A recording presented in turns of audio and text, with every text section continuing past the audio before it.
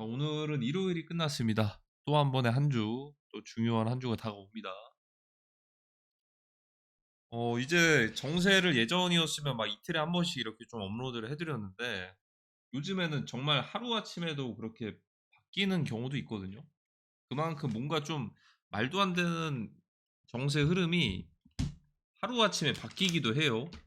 예를 들어서, 지난번에 태국 캄보디아도 한 이틀에서 3일 정도 국지전 났다가 바로 휴전했잖아요.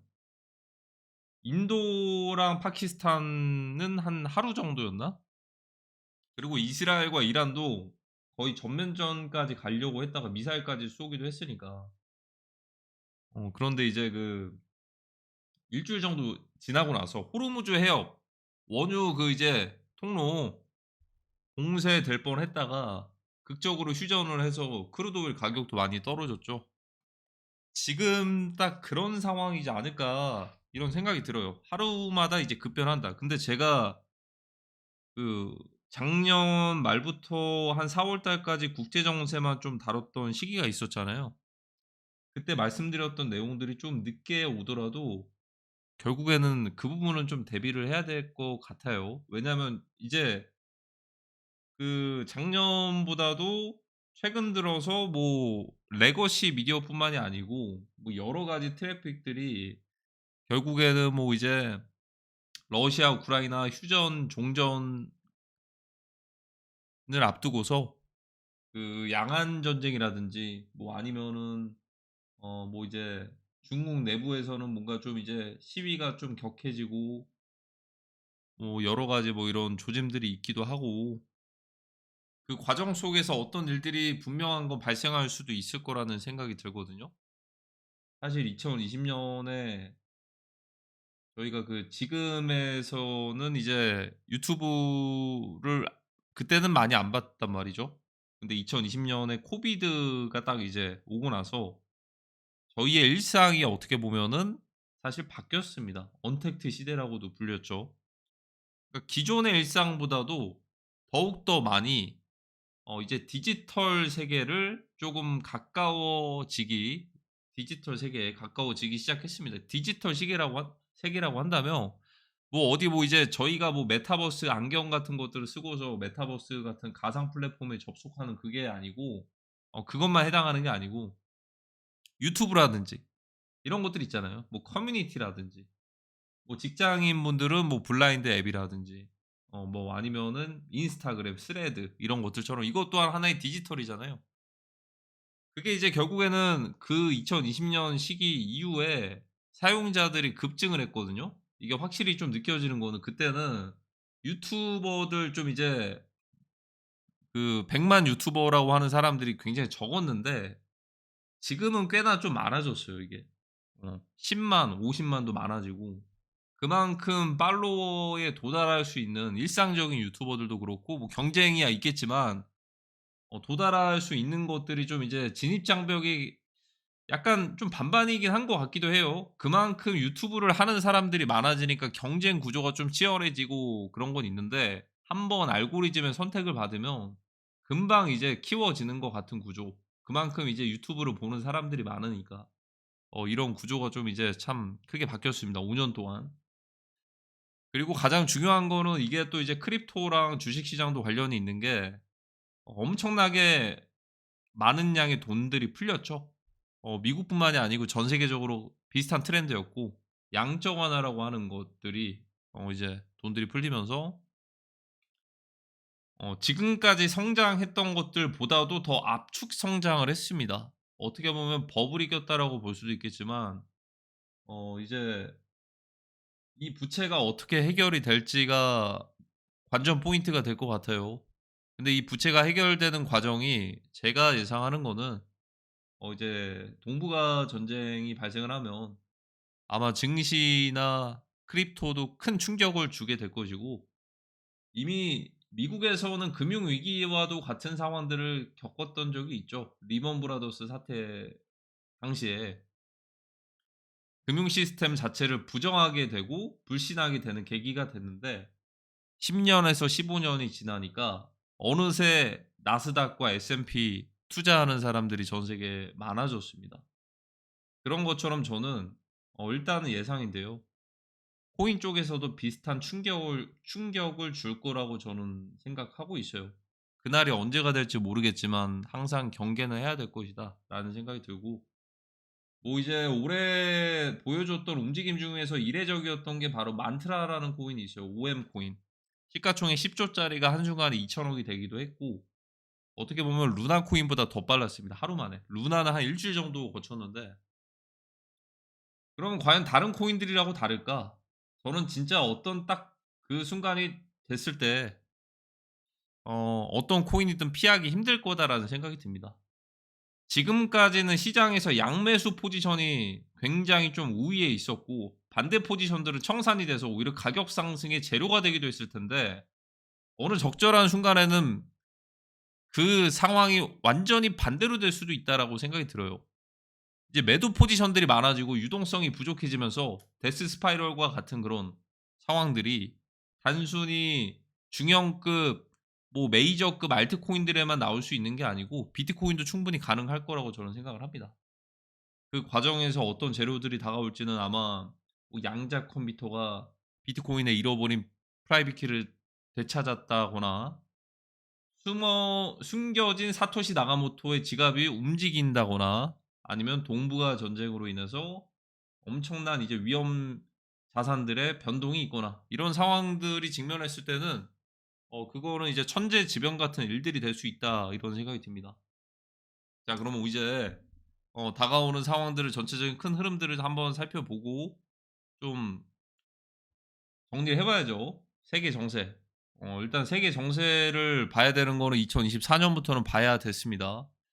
그전에는 사실 미국 내에서만 국한됐었는데, 이제는 이제 전 세계 모든 사람들이 다 겪고 있는 현상입니다, 지금은. 일단 멜라니아 트럼프 영부인도 푸틴 대통령에게 평화 편지를 썼습니다. 이건 굉장히 좀 이례적이거든요. 일단 그만큼 우크라이나 러시아에 대해서 종전은 아니더라도 휴전까지에 대한 노력을 많이 했다라는 게, 이게 또 이제 증명이 되겠죠. 이만큼 노력을 했습니다. 그래서 이제 푸틴 대통령도 괜찮다. 우리 좋게 생각하고 있다. 큰 진전이 있었다라고 얘기를 하면서, 일단 알래스카 회담에서 B2 폭격기가 딱 지나갔을 때 누구에게 하는 경고인지 모르겠지만, 과연 푸틴 대통령에게 휴전 안 하면은 저 폭격기 날아가는 거 보이지? 이거 언제든지 러시아에 사용될 수 있어를 경고를 하는 걸까요? 아니면 저희가 알고 있던 것과 그 반대일까요? 이런 생각이 들기도 했습니다. 확실한 거는 바이든 대통령 때와는 좀 정반대의 상황들이 좀 이제 나오고 있어요. 푸틴 대통령과도 마찬가지고, 트럼프 대통령과도 푸틴 대통령의 이 관계가 사실 이제 나름대로 뭔가 좀 이제 소통이 되는 것 같다라는 생각이 드는데, 이게 또 이제 푸틴 대통령과 트럼프 대통령만 소통이 된다고 해서 해결된 문제는 아니고, 젤렌스키 우크라이나 대통령도 소통이 돼야겠죠. 그러면 이제 바톤 터치를 했습니다. 젤렌스키 우크라이나 대통령만 답변을 해 주면 되는 상황입니다. 그러니까 지금까지 이런 적은 없었는데 지금 거의 세기말로 가고 있는 겁니다. 이 전쟁이 그냥 이거 깨 버리고 계속 갈지, 아니면은 우리 잠깐 쉬었다가 갈지. 왜냐면 이제 멜라니아 영부인까지 이렇게 나섰기 때문에 이거는 정말 굉장히 중요한 또 이제 순간일 수가 있다. 그리고 이 모든 이제 약간 책임에 대해서 묻는다면 젤렌스키 우크라이나 대통령이 뭔가 내려놓으면 되거든요. 딱 그 상황이 됐습니다. 그래서 이전에 뭐 3-4 월에 나왔던 회담이나 이런 종전 휴전에 대한 그런 것들은 사실 1 차적인 그냥 맛보기였던 것 같기도 하고, 이제부터가 진짜가 될 것이다. 그것까지 대비해 가지고 일단 러시아 푸틴 대통령도 장거리 미사일을 또 이제 한번 재정비를 하기도 했습니다. 혹여나 만약에 기습적으로 또 이제 휴전에 대한 그런 얘기들이 나오거나 이럴 때 공격이 나올 수도 있는 거니까, 이 우크라이나도 마찬가지겠지만 굉장히 좀 이제 남의 나라 일 같기도 하지만 이거는 굉장히 또 중요한 게 연결되어 있어요. 어떻게 보면 지금 그 중요한 국가들에서 전쟁이 발생을 하고 있습니다. 일단 첫 번째로 러시아랑 우크라이나가 있을 테지만 이란과 이스라엘, 전면전은 아니겠지만 이제 팔레스타인과 이스라엘이 있죠. 종교적인 전쟁들도 굉장히 좀 깊어지는 것 같기도 해요. 그리고 이제 한반도나 동북아 같은 경우에도 워낙 이제 야간 전쟁에 대해서는 몇십 년 전부터 해 가지고 하나의 중국이라고 주장하는 곳과 우리는 하나의 중국이 아닙니다. 타이완이 뭐 먼저입니다. 이렇게 주장을 하는 곳이 대립하고 분쟁하는 과정들이 굉장히 길었습니다. 근데 여기서 이제 결국에는 흡수를 하려는 쪽이 그게 또 이제 거부를 하는 사람들이 있으면 원래 보통은 이제 무력으로다가 이렇게 하는 거는 그건 예전에 과거 2차 세계대전 당시에 군사적인 패권을 지니고 있었던 미국까지는 그러진 않았지만 그때 당시 일제 시대랑 이제 독일, 히틀러 그러니까 이제 군사적으로 움직였던 것들은 저희가 알고 있잖아요 그렇게. 지금 그런 상황인데 대만을 침공을 한다라는 것 자체가 좀 약간 좀 이제 강압적으로 이렇게 침공을 하는 거고 거기에 대해서 트럼프 대통령도 경고라고 할까요? "내가 집권하는 기간 동안 대만 침공 하지 않기 하 하지 않아 달라고 했나요? 하지 못할 것이다."라고 했나? 약간 이런 게 좀 맞물리는 것 같아요. 그러니까 주제가 딱 두 개예요 이게. 참 기가 막히게 두 개. 이제 우크라이나 러시아랑 종전 휴전할지에 대한 이제 젤렌스키한테 바톤 터치가 됐고 그리고 갑자기 양안 전쟁에 대해서 나온단 말이죠. 그리고 나토 사무국장님이 전에 어떤 얘기를 했냐. 미리 예고를 해준 거예요. 러시아가 막 갑자기 나토를 기습적으로 침공하는 날에 중국은 양안을 칠 것이다. 한반도는 어떻게 될까? 한반도는 제가 근데 그런 상황이 되잖아요. 제가 예상을 하기에는 6.25 때와 같은 상황은 힘들지 않을까라는 생각이 들기도 하는데 일부 지역은 굉장히 좀 힘들 수도 있을 거라는 생각이 들거든요. 지정학적인 위치가 일본과 가까운 쪽은 그나마 쪼금은 이제 방어를 할 것이고 중국과 가까운 쪽은 오히려 혹여나 기습적으로 점령이 됐을 때 거길 내어줄 수도 있는 거거든요. 그러니까 최후의 방어선을 사실상 거기를 배제를 하고서 포기를 했을 수도 있거든요, 어떻게 보면. 그러니까 지금 구조적인 상황이 그런 상황이잖아요. 어떻게 보면은 예전에는 일본이 있었고 한국을 식민지로 먹고 있었기 때문에 중일 전쟁에서 그 사이에 뭐 영국, 프랑스, 뭐 미국 이렇게 중일 전쟁에서 견제를 받다가 결국에는 태평양 지역에서 일단 미국과 엄청난 대전쟁을 했죠. 태평양 전쟁. 그리고 동남아부터 해 가지고 식민지 국가들로 만들기도 했고 일본은 그때 당시에. 근데 지금은 100년 정도 거의 100 년까지는 아닌데 그 정도 지나다 보니까 대립 구도가 바뀌었죠. 예전에 싸웠던 일본과 미국은 지금은 한미일 연합 관계가 됐고 그리고 이제 그 사이에서 굉장히 또 이제 복잡해진 거죠. 일단 북한과 한국, 중국. 이게 또 복잡해졌어요 이게. 무슨 말인지 아시죠? 이게 오히려 만약에 일단 저희한테 알려졌던 김정은은 사실 친미잖아요. 친한은 아니에요, 확실한 건. 친한은 당연히 아니고. 근데 이제 중국이랑 미국이랑 둘 중 어디를 선택하냐를 봤을 때는 지금까지 알려졌던 김정은은 친미입니다, 어떻게 보면. 굳이 만약에 중국이랑 미국 선택을 한다면 미국이에요. 근데 거기에 대해서도 많이 힌트를 줬던 거는 북한과 러시아는 소통을 굉장히 많이 한단 말이죠. 전략적으로 지원도 많이 하고 서포트도 받을 거예요. 근데 이제 중국이랑 회담을 하거나 그런 것들에 대해서는 굉장히 좀 이제 빈번하지가 않습니다. 굉장히 적어요, 러시아에 비하면. 그리고 이 상황에서 북러 조약이 맺어져 있다 보면 어떻게 되냐면 누가 됐든 간에 북한의 영토를 침공했던 사람은 러시아가 도와줄 수 있는 거예요. 그게 한국이 됐든 중국이 됐든.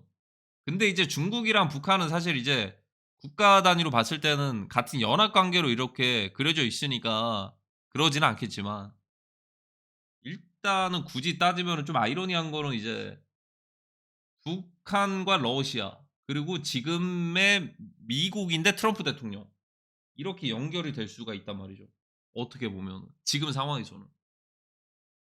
그러니까 지금 이제 바이든 대통령 때랑은 다르게 쪼금 더 소통이 원활하다, 이런 느낌이 듭니다, 푸틴 대통령과 트럼프 대통령이, 미국의 대통령이. 자, 근데 여기서 또 하나 조건이 걸려 있어요. 조건이. 이게 다 연결이 되는 거거든요. 일단 트럼프 대통령 집권하는 기간에는 전쟁 안 날 거다, 야한 전쟁. 어 신공하지 말라. 그리고 이제 젤렌스키에게 바톤 터치가 넘어갔고, 거기에 대해서 이제 휴전과 종전을 하게 되는 순간 이제 우크라이나의 대통령 선거가 다시 질서가 제자리로 오면서 대통령 선거가 치러질 수도 있거든요. 그게 아마 핵심 포인트가 될 겁니다, 아마도. 그리고 혹여나, 자, 그래서 파토가 났어요, 만약에. 휴전이 안 된 거야. 종전도 안 됐어. 근데 이번에는 이전이랑 다르단 말이죠. 조건을 걸었어요. 조건은 어떤 걸 걸었냐? 이거 다 연결됩니다. 다 설명을 드릴게요. 이번에는 전에 4월 달이랑 다르게 조건이 걸려 있어요. 만약에 이거 종전 안 되면, 휴전 안 되면 관세 100% 부과할게, 러시아랑 거래하는 곳들. 자, 근데 미국이랑 과연 러시아가 관세 거래 많이 하나? 관세 이거 중요할까? 생각을 해 보면, 당연히 금액대는 있겠죠. 거래는 하겠죠. 거래는 하는데 미국이랑 러시아가 1년 단위로 봤을 때 거래하는, 수입 수출하는 이 비중이 미국의 전체 거래량 대비했을 때 1%도 안 돼요. 굉장히 적어요. 그러면 관세를 100%를 부과해도 별로 서로는 타격이 없단 말이죠. 근데 이걸 부과하는 순간 타격을 받는 국가가 있어요. 그곳은 어디냐? 러시아와 거래를 많이 하는 국가인데, 러시아가 주로 거래를 하는 거는, 러시아 땅 굉장히 넓잖아요. 천연 자원도 굉장히 많고 원유 산유국이에요, 그냥. 산유국인데 탑3 안에 드는, 사우디랑 미국, 러시아가 거의 탑3잖아요. 러시아의 원유를 수입하는 그런 국가가 있단 말이죠. 그게 중국입니다. 에너지. 에너지를 의존하는 국가가 바로 중국이고, 만약에 미국에서 지금도 대놓고 안 해요. 중국에다가 그래서 유예했잖아요, 미국이랑 중국이랑. 그리고 유예를 했음에도 관세가 부과가 된단 말이죠, 최소 비율은. 근데 지금 중국 내부의 상황은 헝다 사태 이후에 관세 자체가 없어야 돼요. 그러니까 그게 10%든 15%든 중요한 게 아니란 말이죠. 100%가 됐든. 이미 그냥 자연스럽게 그렇게 이제 스노우볼이 굴러가는 상황에서 유예가 됐더라도 타격은 있다. 자, 근데 거기서 만약에 우크라이나 러시아가 종전 휴전 안 되고서 분쟁이 발생해요, 계속. 그러면 러시아에 규제를 할 겁니다, 일단. 왜냐하면 트럼프 대통령은, 지금 미국은 UN, 나토에 가입되어 있기 때문에 일단은 서로를 중재를 하겠지만, 그래도 일단은 지금의 상황은 나토에 가입되어 있고 UN에 가입되어 있기 때문에 당연히 평화 쪽으로 갈 것이고, 나토 가입되어 있는 유럽 쪽에다가 일단은 쓸 거예요, 당연히. 그러니까 중재 쪽으로 갈 건데, 만약에 안 됐다, 그러면 제재를 하겠죠. 러시아랑 거래하는 국가들 100% 관세를 부과한대. 근데 아이러니하게 이렇게 돼 버리면 중국이랑 러시아가 거래를 많이 하는데 자연스럽게 중국도 타격을 받을 수밖에 없어요. 그럼 러시아는 타격받는 거 아니에요, 수출했었는데. 일단은 전쟁이 계속 지속이 되는 거고, 전쟁이 지속되는 거잖아요.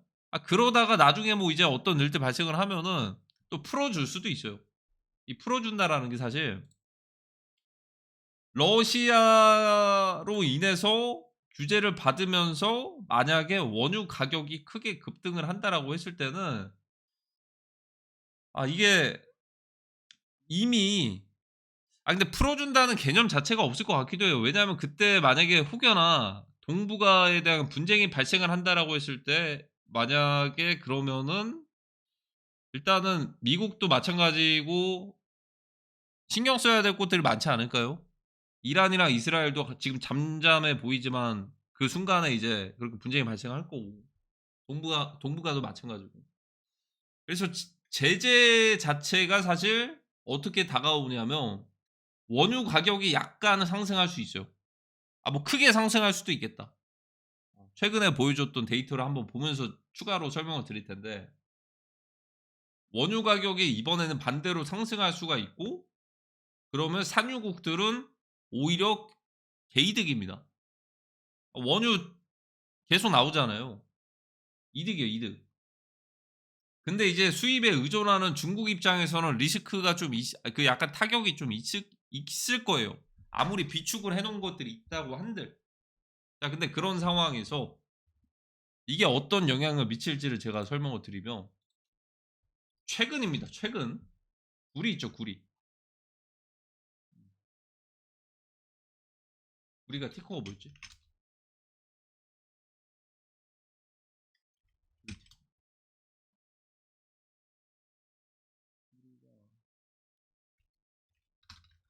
COPP래 PPER이구나. 구리 최근 7월 초. 7월 초로 보겠습니다. 자 일단 구리가 최근에 관세가 한번 부과됐어요. 50%. 50%가 부과됐다. 50% 부과되니까 관세 부과되니까 이게 20%가 올랐어요. 비트코인이 20% 올랐다면 지금의 변동성에서 미친 상황이에요. 시원시원하게. 요즘에 움직임 보면 막 2% 3%씩 막 이렇게 가잖아요. 그냥 한 번에 그냥 관세만으로 그냥 50%가 20%가 올랐다. 관세로 50% 부과하겠습니다. 자, 근데 이거를 0%로 떨어뜨렸거든요. 제자리로 리턴 됐어요. 자, 그러니까 더 크게 폭락을 했습니다. 자, 이런 식으로 그 관세로 인해서 영향을 많이 가지게 되는 품목들이나 이런 것들은 가격 변동에도 충분히 영향을 줄 수가 있다. 그 말은 뭐냐면 두 가지가 올 수가 있는 거죠. 만약에 러시아랑 우크라이나 전쟁이 계속 지속이 된다라고 했을 때는 어떻게 보면 석유에 대해서 뭐 이제 프리미엄 가격들이 뭐 이제 전쟁 리스크로 인해서 좀 올라갈 수도 있어요. 그리고 거기다가 추가적으로 관세를 100%를 부과를 하겠다고 하면 가격 영향이 있겠죠. 당연히. 자, 그리고 골드. 최근에 그래서 미국에서는 어떤 거를 얘기를 했냐면 골드 가격이 금 가격이 금에 대한 프리미엄 관세 0% 하겠다. 미국에서 수입하는 것도 0%니까 마음껏 골드 많이 파세요. 이런 얘기들이 있었습니다. 골든 시대, 골든 에이지. 사실 이제 금에 대해서 굉장히 핵심이겠죠. 이게 어떻게 보면 미국에서 트럼프 대통령이 해결해야 될 과제 중에 하나일 수도 있거든요. 금, 골드를 2030년까지 최대한 많이 모아야 될 수도 있어요. 미국의 금융 시스템이 계속 유지가 돼서 다음 디지털 금융 시스템으로 전환되는 것도 패권을 이어가려면. 그래서 골든 에이지라고 하는 거일 수도 있지 않을까라는 생각이 듭니다. 그래서 뭐든지 골든이 붙죠. 골든 비자 패스부터 시작을 해서 골든 에이지. 골드를 가진 자가 규칙을 정한다라는 것들 들어보셨을 겁니다. 4월 20일 정확히 기억납니다. 트루스닷컴에. 자, 근데 골드에서는 0% 관세를 부과를 했는데 골드 가격이 떨어지고 있지 않습니다. 이거 굉장히 좀 심각한 일인 거죠. 왜냐하면 금값이 떨어져야지 전쟁 리스크가 없는 겁니다. 근데 이것과 좀 반대로 대비하는 곳이 있어요. 그게 중국입니다. 중국은 2022년부터 빠르면이에요, 빠르면. 그러니까 급격하게 매집했던 구간이 2022년부터였고 실제로 가격이 올랐습니다. 물론 이제 비트도 올랐고 다 같이 올라가긴 했는데 중요한 거는 여기서 이제 극과 극으로 나뉠 수가 있다라는 거예요. 금에 대해서 지금 가격이 상승할 수 있는 요인은요. 지금 금 가격은 몇십 년 동안 어떻게 보면 해칭 자산도 있겠지만 금에 대한 수요도 많았었겠지만 채굴량이 비트코인이 그 컨셉으로 나온 거잖아요. 채굴이 이제 채굴량을 제한해 가지고 이렇게 한정된 2,100만 개만 채굴하자. 금은 무한대잖아라고 하는데도 불구하고 올랐습니다. 어. 뭐 양적 완화에 대한 영향도 있겠지만. 자 근데 이런 상황 속에서 금에 대해서요. 금 이거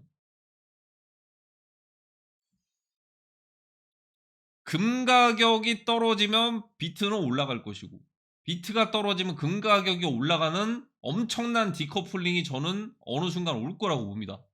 자, 그러면 금 가격이 올라가는 상황과 떨어지는 상황이 지금 상황에서는요, 금에 대한 관세 부과에도 변동도 없어요. 관세 50%? 그럴 리도 없겠지만, 그렇게 될라나? 관세 50%? 근데 안 될걸요? 관세 카드는 어쨌든 미국에서 조정을 하는 거니까. 뭐 0%까지 했는데도 금값이 안 떨어지잖아요. 아까 보니까 구리 선물에서 올라가다 보니까 선물 50% 관세 부과하니까 20% 오르고 0%로 다시 내리니까 떨어졌는데 금은 0%로 했는데도 안 떨어지잖아요, 이게. 그러면 금 가격에 중요한 또 결정적인 영향을 미치는 게 지금 전쟁 리스크란 말이죠. 이 리스크가 커지면은 더 올라갈 것이며, 리스크가 해소되면 떨어질 것입니다. 지금 그래서 자산 시장, 코인 다 보셔야 돼요. 이 정세가 다 연결이 되어 있거든요. 그러니까 제가 괜히 그 불이 선물 가격을 괜히 보여드린 게 아니에요. 지금 관세로 인해서 이렇게 영향을 받을 수가 있다. 이 변동 10% 20% 30%. 근데 이제 크루드 오일에서는 가장 높은 확률로 갑자기 뭐 원유 저장소가 폭발이 되거나 드론에 의해서 뭐 그런 것도 있고, 막 호르무즈 해협 봉쇄되고 막 이런 것도 있겠지만, 그거는 제가 볼 땐 어떠한 일이 딱 시작되는 순간 그걸 기점으로 해서 그 이후에 원유 가격이 어떤 순간에 폭등하는 그런 재료들이 될 거예요. 그러니까 지금 당장에 호르무즈 해협이 봉쇄돼서 먼저 원유 가격이 스타트로 상승할 것 같지는 않거든요. 높은 확률로 러시아 우크라이나 전쟁이 계속 지속돼서 미국에서 어쩔 수 없이 "우리 관세 부과하겠다."라고 하는 순간 원유 가격이 상승하지 않을까. 근데 아이러니하게 그렇게 돼서 원유 가격 상승하면 러시아, 사우디, 미국 뭐 다 좋습니다. 근데 뭐 그런 게 있어요. 원유는 한번 반대로, 왜 제가 이걸 보냐면, 원유는 코비드 때 한번 마이너스까지 가 가지고 타격 많이 입었었거든요. 어. 그러면 이제는 반대로 되는 겁니다. 리벤지라고 해야 되나? 왜냐면 트럼프 대통령이 복귀를 했으니까. 그러니까 이거는 트럼프 대통령이 대놓고 얘기를 안 할 거예요. 안 하죠, 당연히. 우리 러시아, 그러니까 이렇게는 저희가 해석을 해야 되는 거예요. 러시아에 석유나 이런 것들 의존하는 국가들 많을 거 아니야. 석유나 이런 것들 의존하는 국가들 많으면 이거 무조건 돈 더 내 가지고 사야 된다. 그리고 하필이면 천연가스랑 이런 것들은 나토 국가들이 지금 무조건 사야 된단 말이죠. 무조건 사야 되는데 나토랑 러시아랑 전쟁하면 힘들어져요. 그러니까 우크라이나에 간접적으로 지원하면서 마치 대리전처럼 이렇게 됐었는데, 지금 또 가을 지나고 겨울 금방 다가오잖아요. 그때 에너지 가격 올라가면 골치 아파지겠죠. 음. 그래서 지금 상황이 결국에는 어 '다가오는 젤렌스키가 어떤 답변을 주냐에 따라서 달려 있지 않을까.'라는 생각이 들어요, 모든 큰 스노우볼이. 부디 평화가 오면 좋겠지만 너무 또 희망회로적인 그런 것들 말고, 이거는 제가 볼 때는 2030 년까지 모든 게 쇼부가 날 겁니다, 아마. 그 쇼부가 나는 상황에서 저희는 또 이제 거기서 살아남아야 되지 않을까, 이런 생각이 듭니다. 평화의 시대는 사실 80년 동안 지속됐다 끝난, 80 년? 80년 한 60 년? 끝난 게 아닌가, 이런 생각이 들어요. 그래서 이런 여러 가지를 좀 정리를 해 드렸습니다, 일단. 그래서 비트도 중요하고 골드도 중요하고 크루드 오일도 중요하다. 당연히 뭐 달러도 중요하겠지만. 뭐 근데 이제 제가 말씀드린 것과는 좀 이제 다르게 갈 수도 있어요. 예를 들어서 음 어쨌든 지니어스 법안이 통과가 됐고, 지니어스 법안 통과됐으니까 코인 한번 유동성 한번 들어와야죠. 그러니까 미국 주식장 좀 빠지면서 크립토로 들어오는 시나리오도 어느 정도 생각을 하고는 있는데, 이게 또 확신은 못 하겠는. 물론 물론 이제 과거의 2017년, 21년과 같은 불장은 없을 것 같기도 하고, 제가 볼 땐 그 결정이 '다음 주의 추세에서 정해지지 않을까?' 이런 생각이 들어요. 다음 주 굉장히 또 이제 많은 것들이 몰려 있잖아요. 왜냐하면 이제 일 주일 뒤면은 한미 정상회담 예정이기도 하고, 월요일에는 젤렌스키 그거 관련된 것들도 있고, 그로 인해서 뭐 자산 시장이나 트럼프 대통령이 또 기습적으로 발표를 하겠죠, 그렇게 됐을 때. 원유 가격도 변동하는 것들도 봐야 될 건데, 정말 많은 것들이 또 이제 복잡하네요. 차라리 좀 심플하게 갔으면 좋겠는데, 심플하게 갔던 거는 그 21 년도 22 년도 그때 있잖아요. 그때 막 도지코인 1 조에서 막 100조 가고 다 같이 돈잔치하고 파티할 때 그때나 그랬던 거고, 지금은 어떻게 보면 선택적인 애들만 갔잖아요. 선택적으로 비트나 막 이런 애들만. 다른 알트들은 많이 좀 이제 침체됐고, 그나마 선방을 했던 게 민코인이고. 그래서 이것 또한 이제 앞으로 좀 변동 딱 있을 때 좀 엄청 심하게 움직일 것 같아요. 그거 주의를 해야 될 것 같고. 근데 그렇게 되더라도 아마 민코인의 다음 시즌 사이클은 엄청 크게 다가오지 않을까, 이런 예상을 합니다, 어느 순간에. 근데 일단 지금 펭구랑 봉크 말씀드렸잖아요. 결국에 요놈 두 개가 올라야 되거든요. 봉크가, 펭구도 그렇고. 제가 볼 때 진짜 불장 오려면 펭구 같은 애들이 이게 거대한 1차 사이클이고 올라야 되거든요.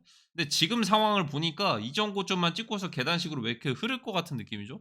이러다가 갑자기 어떤 순간 딱 와 가지고 떨어지면 다 같이 떨어지는, 비트위더 솔 다 같이 떨어지는, 이럴 수도 있을 것 같기도 하고.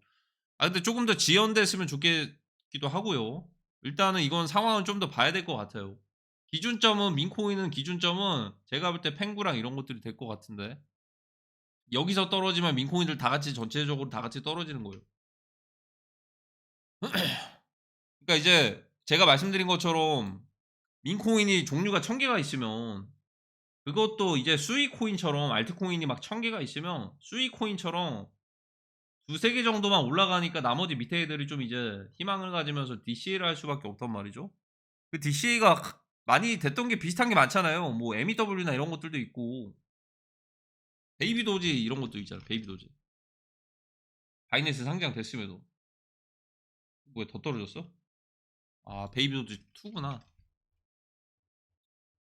그러니까 이런 애들도 있어요 지금. 많아요. 다 그래요 지금. 다 그런데, 아